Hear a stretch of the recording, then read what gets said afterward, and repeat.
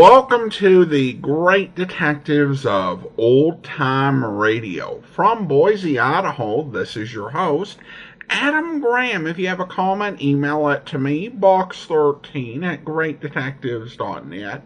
Follow us on Twitter at Radio Detectives and become one of our friends on Facebook. Facebook.com/Radio Detectives. Today's program is brought to you in part by the financial support of our listeners. You can support the show on a one-time basis at Adam Graham, P.O. Box 15913, 15913, Boise, Idaho 83715. In addition, you can become one of our ongoing Patreon supporters at patreon.greatdetectives.net. Now, it is time for this week's episode of Casey Crime Photographer. The original air date, January 8th, 1948, and the title is Queen of the Amazons.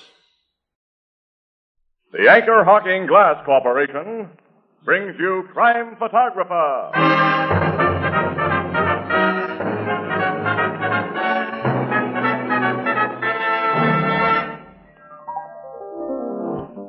Hi, Ethelbert. How's things? Okay, Casey. Say, Tony was in here and he dropped his card. Let me see it. It says AHTMFNIG. I wonder what that Here means. comes Tony now. Hey, wait a minute. See if I can get it. Hi, Tony. What does AHTMFNIG mean, huh? Oh, what, you don't know? Why, everybody knows, Casey. Huh? Everybody knows that means Anchor Hawking, the most famous name in glass.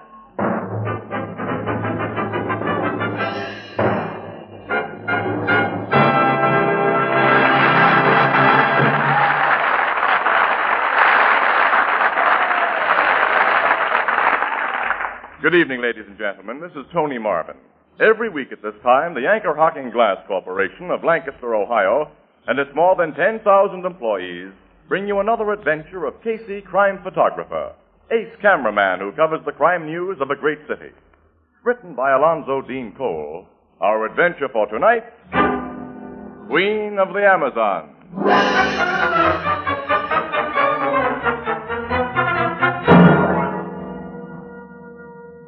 Late afternoon, the Blue Note Cafe. The door opens, admitting a flurry of snow, a blast of freezing air, and a very cold Casey. Ethelbert, the head bartender, sir. Well, look who's here. Oh, give me a warmer up, Ethelbert, quick. Got any fresh coffee?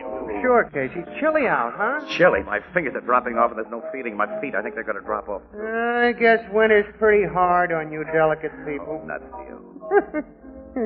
Here, this'll make you feel better. Ah, thanks, pal. Thanks. Where's Miss Williams? Oh, she's trying to thaw out over at the office. We just finished an 18-mile drive. I thought we'd both freeze before we got back. Oh, here's Miss Williams now. Hello, Ethelbert. Hi, Annie. Come on, sit down. Ethelbert, get her a cup of coffee. No, Ethelbert.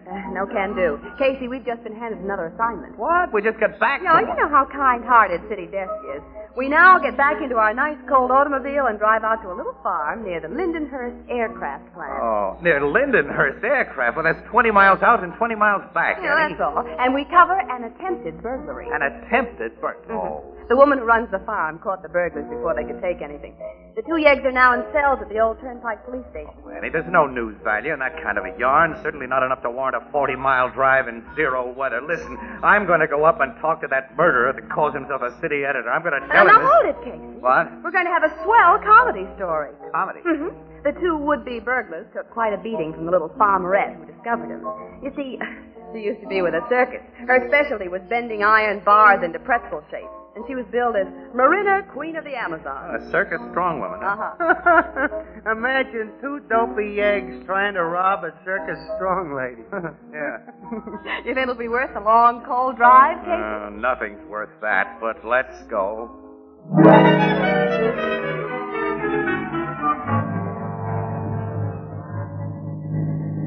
Oh, swell business, this newspaper rack. Only dope stick to it, Annie. My feet are like chunks of ice. I can hardly work the brakes in this Oh, car. now stop crabbing, Casey. I'm cold, too. What, you are? Oh, here, look, let me tuck that blanket around you a little better. Okay. There you are, honey. You know, City Desk shouldn't have sent you out here on a day like this. Why not? I'm no softy. And I'm looking forward to meeting Marina, Queen of the Amazon. She sounds interesting. Sounds like a homely mess of muscle with the personality of a male gorilla. Oh, that must be her place, just ahead of us. Yeah. Say, look, has she got a regular name, or do we just address her as Your Majesty, Queen Marina? Her real name is Millicent Hodges. Millicent? Mm-hmm. It's a nice-looking farmhouse she has. Not bad. Well, I'll turn in and we'll park in the driveway. Oh, she's back near those chicken houses. That must be her, Casey. Yeah. Is she big? I guess 6'2" at least. Good 300 pounds. None of it's fat. I'm going to stop here. Oh, she's seen us. She's coming over. Hey, Annie, you know something? You've got a pretty face, kind of a baby face. Yeah. Let's get out. There's something I can do for you folks? Are you Miss Millicent Hodges? Yeah, that's me. We're from the Morning Express. We'd like to get the facts about the trouble you had here today. Oh, I didn't have no trouble, mister. That's what them two fellers had who tried to rob me. Yeah, I can believe that. This is Miss Williams. My name is Casey. Pleased to meet you. Hello, Miss Hodges. I kind of figured some of your reporters would be getting out here pretty soon. Well, I hope you won't mind telling us about what Of happened. course I don't mind. Like you probably heard, I used to be with a circus, and my kind of folks never hate publicity. Oh, but no use talking out here in cold. Come inside the house where it's warm. Oh, that suits me fine. Me too. I like cold, bracing days like this, but they must be kind of tough on you little people. That'll hold you for a while, Casey. Here, step in. Thanks. Oh, heat again. This is swell. Get yourself chairs near the stove and sit. Oh, here's a nice, comfortable one, Miss Williams. I'll take my knitting off it. Oh, you're knitting socks. Uh-huh. For a gentleman friend. I wish I was your gentleman friend, Miss Hodges. Why, Mr. Casey. Those socks will really keep a guy's feet from freezing. Look at the wool in them, Annie. And Miss Hodges knits beautifully. Argyle. Oh, it is Miss Hodges, isn't it? Yeah, that's right. I ain't ever been married yet. But you want to hear how I caught them two bums and knocked their heads together? Yes. Yeah, I'd like to shoot some pictures of you, too. Oh, I hope you don't mind if I powder my nose and push up my hair first. I wouldn't like the circus folks who know me to think I'm letting myself go since I went back to farming. Sure, Miss Hodges. Go right ahead. When did you leave the circus? And you said you went back to farming? After the old folks died and with the war coming on, it seemed growing food was more important than weightlifting. Oh, well, now you can take my pictures anytime you want to. Oh, I hope I look a little better than I did before. You look swell. He's one of them flattering men, ain't he, Miss Williams? Well, I've never noticed it. Look, if you'll sit down and tell Miss Williams your story, I'll just take some informal shots while you're talking. And then later I'll ask you to pose for a few. All right. Well, about them burglars. Now, I left the house to go out to the cow barn, which I do at just that time every day. Until a week ago, I had a good old watchdog who stayed here while I did such chores, but he died suddenly. Ate something poison, I think. Oh, well, that's a shame. Well, when I got inside the barn, I remembered that I clean forgot something. So I started to go back for it. And what did I see but a couple of strange fellas sneaking into my house by the back door? Oh, Mr. Casey, you took a picture. Yes, Miss Hodges. Oh, I hope it didn't look awful. Mm-hmm. I snapped it then because I thought you looked especially nice. I don't trust you at all. I never lie to a good-looking woman. Oh, you. Getting back to your story, how long do you usually stay in that cow barn, Miss Hodges? At that time, a good hour at least. Well, then, if you hadn't forgotten something and gone back Them fellas would have gotten away with what they tried to do. But they didn't. I snuck back to the house soft and easy. It must have taken me a good 15 or 20 minutes. And here was them two burglars trying to bust open the trunk in my bedroom. Before they had time to think, I grabbed them, taught them a lesson, and phoned the cops to come and pick up the pieces. They were trying to open a trunk in your bedroom? Yeah. Come on, I'll show you. There. That old circus prop trunk. Looks more like a steel safe than a trunk. Well, it was built special to carry the big weights I used in my act. It's almost as strong as a safe, and there's a doggone good lock on it. It takes a long time to open that trunk without a key, and I always carry that with me. You keep something valuable in that trunk, Miss Hodges? Why, nothing any burglar could cash in on very heavy. I use it for storage. There's mostly just clothes in there and linens. Uh-huh. Miss Williams, well, it's kind of what you call my hope chest. I see. Just because a girl is big doesn't mean she has to die an old maid. Well, you're not the old maid type, Miss Hodges. I ain't going to be one either. Say, is everything in this room just as it was when you discovered those two men? Pretty near the same. This dresser set looks like silver. Teddy Sterling. I won it in the ladies' wrestling contest. This very handsome clock. The case is solid 18-karat gold. I got it for busting a hammer throw record. They were here in plain sight when those men were here. Just as you see them now. Well, Miss Hodges, why do you suppose they didn't take these things instead of trying to open that trunk? The cops asked me that, and the answer is, I got no idea. There isn't anything in that trunk that'd do anyone but me the slightest bit of good. Oh, there's my doorbell. Excuse me. Here, go ahead. Casey, why do you suppose... This attempted burglary is becoming interesting, Annie. Why do you suppose that watchdog was poisoned last week? Oh, I'd forgotten about that. Ambrose! Queenie, my darling. Ambrose, I have company. Company? Oh, Miss Williams. Mr. Casey, would you come out here? Sure, Miss Hodges. Oh, I want you to meet my friend, Mr. Higginbotham. How are you? Mr. Higginbotham? How do you do? Mr. Higginbotham works at the Lindenhurst Aircraft. He's one of their most valuable men. Miss Williams and Mr. Casey are from the newspaper, Ambrose. Oh, about the burglary, I suppose. You heard about them burglars, Ambrose? Yes, a policeman told one of the guards at the plant, and the guard told me. I'm so glad you caught those crooks, Queenie. They were trying to get into our trunk, dear. They might have cleaned me out of house and home if I hadn't stopped them. Yes. Were you and Miss Williams just about to leave, Mr. Casey? Leave? Well, I've told you all there is to tell. Oh, I've only taken one picture of you, Miss Hodges. Oh, well, take your pictures, of course. I suppose I shoot one of you and Mr. Higginbotham together. No, I've had nothing to do with the burglary. I mean, I can be of no interest to your newspaper readers. Oh, Ambrose is the retiring kind, Mr. Casey. Why not have one of us two together, Ambrose? It'll be all right now. No. Okay. Well, I'll take a few more of Miss Hodges alone, then we'll be on our way. And then, Ann, we'll stop at the old Turnpike Precinct Station and see what the cops have learned about those two men that tried to rob you, Miss Hodges. Why will you do that? Well, it's my line of business, Mr. Higginbotham. And besides that, I'm a curious guy.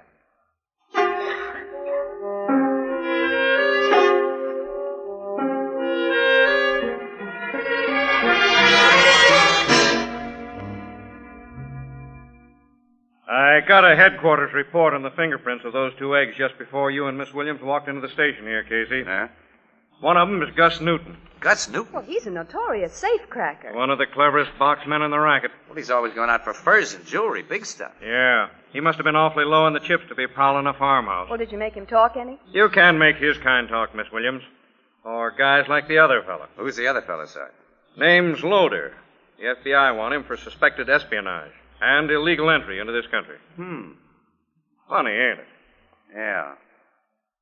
So what do you know about a guy named Ambrose Higginbotham, Sarge? Oh, he's the little shrimp Big Queenie's sweet on. Works for the Lindenhurst Aircraft. Yeah, that's the guy. Is he okay? He couldn't hold a job at Lindenhurst if he wasn't. They're doing some hush-hush government stuff there, and their employees are investigated pretty thoroughly. Why do you ask about him? I was just curious. What do you know about Miss Hodges, Sergeant Rourke? Plenty, Miss Williams, and all of it good. Queenie's a little weak in the head where men are concerned. Her size makes most guys fight shy of her, and she don't like it that way. But a better woman hasn't been made yet. I figured that. Well, thanks, Sarge. Come along, Annie. We'll do back at the office. Yeah. So long, Sergeant. Drop in again when you're out here in the sticks. Yeah, we will. So long. So long.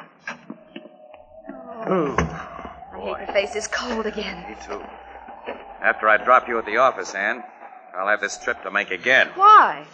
Because I'd like to know more about that big trunk of Miss Hodges. Gotta pay her another visit this evening. You mean we'll pay her another visit? No, Annie. I'm making this call alone. Oh, why? Annie, look. Miss Hodges is a gal. When a guy wants to make himself popular in Florida, he doesn't go there with a crate of California oranges.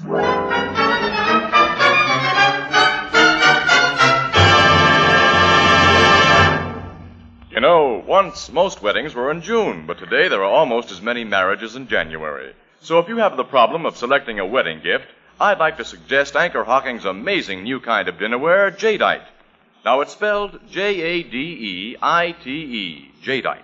And Jadeite has the color and texture of rare oriental jade, yet it's as sturdy and heat-proof as the oven glass you use for baking, and it costs less than half as much as any other dinnerware you can buy. A 35-piece Jadeite dinner service for 6, including 6 cups, 6 saucers, 6 dessert plates, 6 salad plates, 6 dinner plates, a big vegetable bowl, a platter, and a sugar and creamer set costs less than $5. Now, naturally, you needn't wait for a wedding to buy jadeite. You'll find it in open stock at chain stores, department and hardware stores, as well as other stores selling chinaware and glass. Now, remember the name, jadeite, the newest triumph of anchor hocking. The most famous name in glass.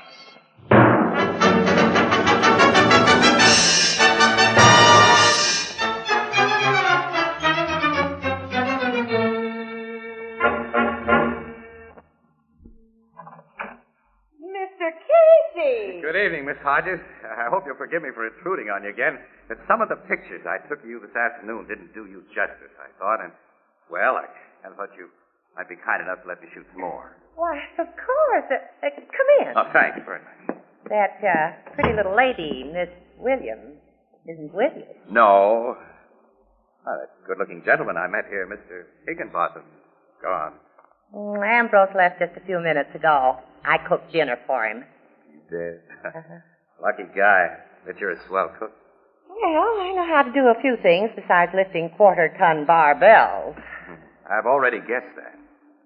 Stick up your overcoat, Mr. Casey. Aye. Don't you feel the cold when you go out again? Thanks. Oh, wait, I got something in my pocket.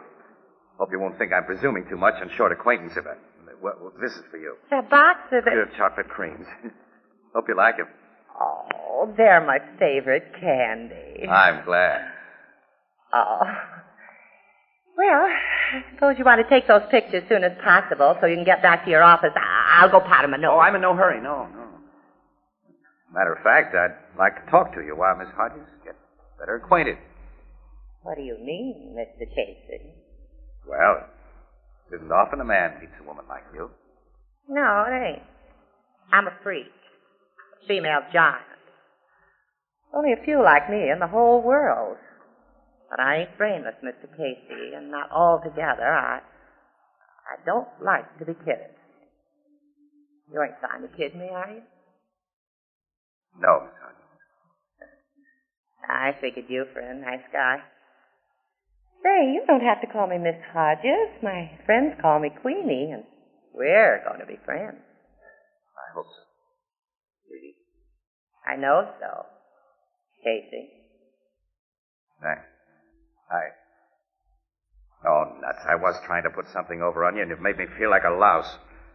Well, my cards are face up from this time on. What do you mean? I haven't come out here because I want more pictures or because I'm a wolf on the hunt. I'm here to find out what you've got in that trunk that those burglars tried to open. You said you used the trunk for a hope chest. I do. And what business is it of yours, Mr. Casey? It's none. None of my business. I know that. I'm not a cop who has a right to question you. I'm just a newspaper stiff out for pictures and exclusive stories. And you don't have to give them to me. I'm a sap for folks who lay their cards on the table. I'll tell you what you want to know, Casey. Thanks. But learning about that trunk won't give you any big news beat. This has been a secret up to now. Ambrose and I are going to be married. You and Mr. Higginbotham? Uh-huh. Which makes that old trunk more than just a hope chest. It's full of things I've accumulated for our wedding. Clothes, nice linens, plus a lot of U.S. savings bonds Ambrose has given me to put away. Savings bonds? Yeah, made out in my name. That's why I told you this afternoon that nothing in the trunk could do a burglar any good. But there's nothing there but clothes and linen and savings bonds in your name? In my name and his. Oh, I'll open the trunk and show you. Come on. Ambrose and I have been having some little arguments about them bonds.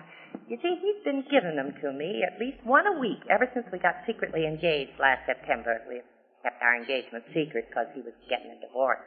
Oh, divorce? Uh-huh. It was only 10 days ago, and then to celebrate, he wanted me to let him have the bonds so as he could cash them in and buy me a swell wedding present. I see. But I said, no, we'll just let them bonds stay as they are and draw interest. They're the only wedding present I want, I told him. But 10 days ago, you refused to let him have the bonds. Yeah. He was pretty sore about it. And he was sore again tonight because I wouldn't let him have them after them burglars were here. He'll get over his mad. I carry the only key to this trunk around my neck. It's kind of precious to me. It's my future, Mr. Casey. Yeah, I understand. There. Now, it's open. See for yourself. The bonds are in this compartment in them sealed manila envelopes. And sealed envelopes. Yeah, Ambrose gave them to me that way so I get a big surprise when they're finally opened. You see, I don't know how big those bonds are. Some may be only 25, some may be hundreds or bigger. Queenie, will you open one of those envelopes now? Oh, I couldn't do that. Then I'll have to do it. No, give me that. I won't let you. You're too late now to stop me. Look. It ain't a bond. It's just paper. Draftsman's tracing paper. It's a plan of some kind. Like only a small section of a plan, like part of an airplane wing. I don't understand. I think I do. Queenie, your Ambrose works in the drafting room of Lindenhurst Aircraft. They've been working on jet propulsion planes, and your Ambrose has been tracing blueprints. He didn't dare keep those tracings, so he tricked you into keeping them. And when his copying was complete, he tried to get the sections back from you, but you refused to let him have those envelopes, which accounts for the attempted burglary today. Oh, you don't mean that Ambrose... Miss Hodges, one of the burglars you caught here is a known enemy of our government. I can't believe it. Because you're a fool. Ambrose! Hello, Deacon Pond. Put up your hands, both of you. Okay. Put them up, Queenie, or I shoot. All right, Ambrose. Now, stay that way. I saw your car pull up in front of this house tonight, Mr. Casey. I thought it best to stay around. I let myself in very quietly and have been listening. You're selling out your country. You're something I hoped I'd never meet. A traitor. Certain people will pay me well for those plans. And you conned me into helping you. Nobody would suspect you of hiding stolen plans, and it was so easy to make you believe that I was your devoted future husband. Yeah, it was a sin. Until now, fella, I thought a worm was the lowest thing on earth. Your opinion doesn't matter to me, Casey, or hers either. In a few minutes, you'll both be very dead, but first I'll take my savings bonds from this trunk. No, you won't. Don't close that. Don't lock it. Well worked, Queenie. When he had his eyes on you, I got him. Pick up that gun I knocked out of his hand. Oh, I ain't bothered with any gun. I just want my hands on that rat. Don't let her touch me. Help. Marco! Put up your hand. I forgot to tell you, fools, I had friends outside. Come in, Joe. This Ambrose, this weakling, had to call for our help. He could not handle these people alone. This Casey jumped me, Marco. She'd have killed me. You're a bungler. You even let her lock the trunk again. She has the key in her hand. Take it from her, Joe. Yes, Captain. You don't have to take it. I'll give it to him. Here. Captain, this broken. Useless. I just busted it in pieces for you, and it's the only key there is. Queenie, you're some gal. Ambrose, the garage adjoins this house. Yes, sir. There's a door into it from the kitchen. You and Mr. Casey will proceed to that garage, Miss Hodges. I ain't They going got to... the drop on us, Queenie. Better do as they say. You're correct, Mr. Casey. Both of you, go. All right. Open that door, Ambrose. I will. You ready, Joe? Yes, Captain. Go into that garage, Miss Hodges and Casey. Okay. Joe, now! Look out, Casey! Oh, you hit him from behind. I'll fix you. Get this big woman, too, with your blackjack. I am trying. Got her. She almost got us first. She is more strong as an elephant. Get rope. Bind their hands and feet and gag them. Why don't you kill them now, Marco? Get it over. The important thing now is to get those plans.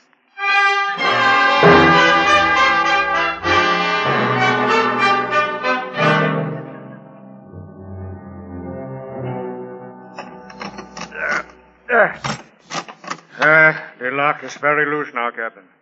He's beginning to break free. It has taken a very long time. He's strong lock. Riveted to steel. I have broke it off. At last. Open the lid. There are the envelopes, Marco. I see them, Ambrose. I put them in my pockets. Now, you'll pay me for them. The complete plan is there, ready to assemble. The complete plan, the secret plan... You will be paid. First, I have another appointment to make. Those two in the garage. You mean you're going to kill them now? Yes. Bring that little crowbar, Joe. It will be a quiet instrument of execution. Come, both of you. I'm looking forward to this. That Casey nearly twisted my arm off, and Queenie... There will be nothing personal in their punishment, Ambrose. I don't care why or how they get what's coming to them, just so they don't get it before they can turn me over to the FBI. Joe, you bound them very securely? Yes. Even the big woman could not get free, Captain. See? They lie on the floor just like we left them. Their eyes are open. They have recovered consciousness. That's good. Put away your gun, Ambrose. None of us need such noisy weapons now. You're the boss, Marco. The woman up my throat. Those free. Nice of you guys to come within our reach. I've finished my mug, Queenie. Oh, so have I. Now it's your turn, Ambrose. Let me go, Queenie. Don't. Not too hard, Queenie. Leave something for the cops to take away. Oh, they'll take Ambrose away in sections, just like he stole them plans. What? The window. Oh, someone's crashing in the door. Pick up your hand. Who? FBI, man. FBI. You heard me, Casey. Bill Travers. You surprised? Surprise. Am I? How did you get here? Why? We've been waiting for Higginbotham and these guys to come out of the house and walk into our arms. But then when we heard a battle going on in the garage here, it seemed best to cut in. Hey, you've done a job on these birds. Wait a minute, Bill. You knew about Higginbotham and those stolen plans? Well, the FBI doesn't miss many bets, Casey. I'll say they don't. Well, we've been wise to little Ambrose ever since he first traced the section of a secret jet plane blueprint and smuggled it out of Lindenhurst plant. And after that, we made it easy for him to trace and smuggle out sections of the wrong blueprint. The wrong one? That's right. You see, we had an idea that Higginbotham was using this place as a hideout for the false plan. But our real concern was to find the big boys. You mean you were watching them in this house when I came here? Uh-huh. We saw you come into the house, but we couldn't identify you in the darkness. You were an unexpected development that caused us a little worry. Why did you come here? I was sticking my nose into something I might have known you FBI guys would have under control. Say, Bill, look, I got a camera around somewhere. How about letting me do a job I do know something about?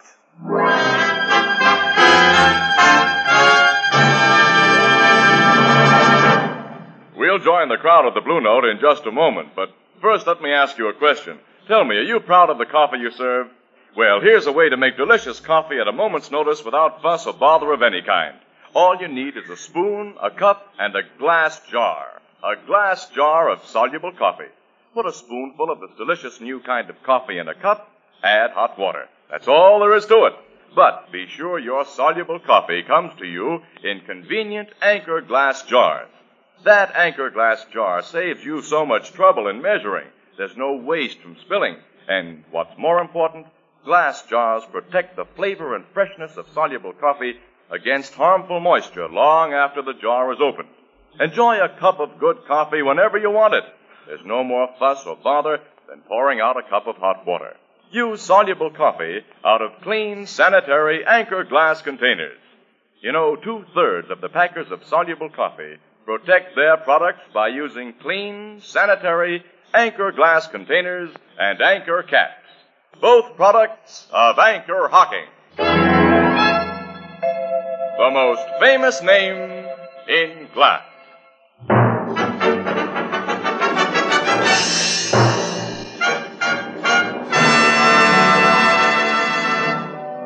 Well, that's what happened, Ethelbert. And Annie, you know, I still feel like a dope. Well, why?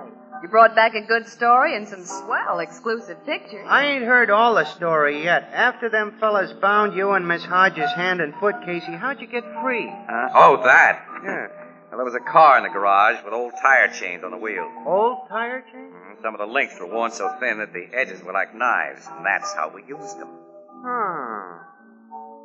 That Queenie must be a swell fella. Oh, yeah. She's aces. Annie, you know what she's going to do? What? She's promised to knit me wool socks. Looks like you're going to have some romantic competition, Miss Williams. As my sister Edna says, quote, in the wintertime, the way to a man's heart begins with a pair of warm feet. Unquote.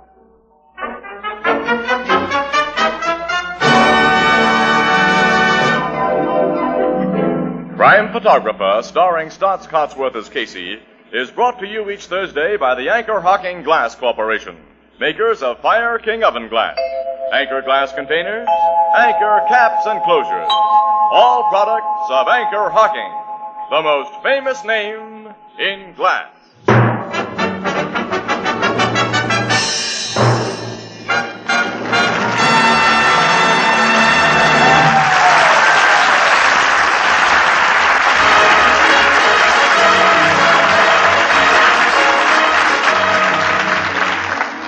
Crime Photographer is directed by John Dietz. The original music is by Archie Blyer, and the program features Miss Jan Miner as Anne and John Gibson as Ethelbert. The part of Queenie was played by Hope Emerson, and Herman Chittison is the Blue Note pianist. This is Tony Marvin saying goodnight for the Anchor Hocking Glass Corporation of Lancaster, Ohio, with offices in all principal cities of the United States and Canada.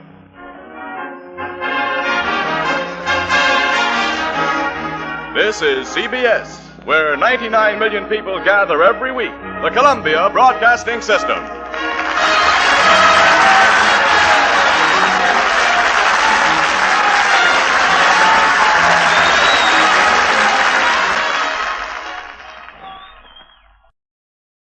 Welcome back. Well, an interesting episode. I thought it was really gallant of Casey to offer to adjust Ann's blankets, while they were sitting in the car. Might have been nice if the car hadn't been moving. I don't think that's something safe to do while driving, or maybe I missed something there. Now, there are some interesting notes here over at bluenotebulletin.blogspot.com of the casting of Hope Emerson in the role of Queenie. And it's pointed out that she actually fit the part. She was 6'2" and 230 pounds. And Dr. Joe Webb suggests the decision to cast Emerson may have been motivated by the fact that Casey was recorded before a live studio audience. And so they wanted someone the audience would buy in the role. They didn't want any, incredulity. I mean, there might have been some actress who was 5'2" and 108 pounds who could play the part just as well, but the audience would not buy it in the studio, which I think does point to a bit of a downside with doing audio dramas for an audience. Because one of the great things about that is that pretty much any actor, if they've got the range vocally, can play a part. And compromising that for visuals isn't a good idea. Not that Miss Emerson didn't do a good performance. She was really likable and fun to have on the program. And I also liked how Casey's impression of her changed. And there's this idea of being careful not to judge people as superficially as Casey did at the start. There's also some interesting reading material on Miss Emerson, including a story from the Boston Globe, where she was apparently visiting Boston to promote her film Caged. And the article notes that, even though she plays this hated character on the screen, people met her, discovered she was a happy woman. And there are people who do actually get surprised when they meet people who play villains on screen and discover that they really aren't like the characters they play in the movies or on television. Yeah, and, sometimes people might say, that was to the novelty of the way things were in 1940s and 1950s. But we still don't get that today. There's an actor I followed on Twitter where he takes a stance that he's not political at all. And somebody said, well, the character you played in this series was actually very, very political. And he tweeted back, "It's called acting, dear." Miss Emerson would go on to be the first actress to play Mother over on Peter Gunn, Mother who ran the nightclub where Pete's girlfriend Evie performs. I think she may have lost some weight by the time that came out, because I don't think she was 230 pounds at that time. Overall, though, this was a really enjoyable episode, and I think it was probably one of the earlier Cold War programs. We've played the Man Called X episodes that are in circulation from 1947 and 48 for CBS at the time, and they did not deal with the sort of Russian spies Cold War stuff until the 1950-52 run. So this is, as I said, a bit early for Casey. The FBI involvement angle was interesting. I think in some ways, from like a story standpoint, the way that they play it essentially makes Casey's presence and involvement superfluous to the solution. But I don't know, maybe from another standpoint, they're trying to discourage people from freelance hunting for spies in government.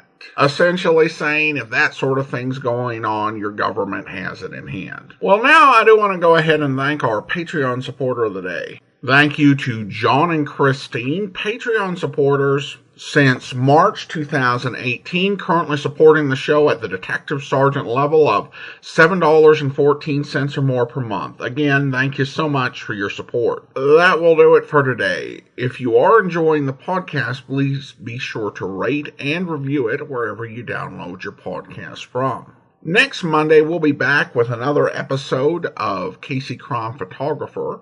Coming up tomorrow, another previously uncirculated episode of Jeff Regan, where...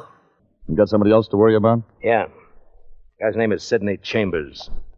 Owe him some money. You sure you want a detective? I can pay Chambers, but I can't see him. I'm going to be busy. You're bonded. I can trust you to carry the money. Messenger boys are bonded, it's too. It's a simple job, Regan. That's why I'd only pay the lion $50 to have it done. There you are. 5,000 right there. Go ahead, count it. I'll take your word. Where do I find your man? Sidney Chambers will be at the planetarium in front of the entrance. He'll be in a black suit wearing a white carnation in the briefcase. And just like that, I walk up and hand him $5,000. Just like that? How do you know I won't feel like taking a trip? I don't. But then I still haven't got anything to worry about. You got that much money? No, Reagan, I got me. And Charlie Pinkel never let anybody put anything over on him. What about the state of California? It was a bum rap. Oh, sure it was. Good night. I hope you'll be with us then. In the meantime, do send your comments to Box13 at greatdetectives.net. Follow us on Twitter at Radio Detectives. Check us out on Instagram, Instagram.com/greatdetectives. From Boise, Idaho, this is your host, Adam Graham, signing off.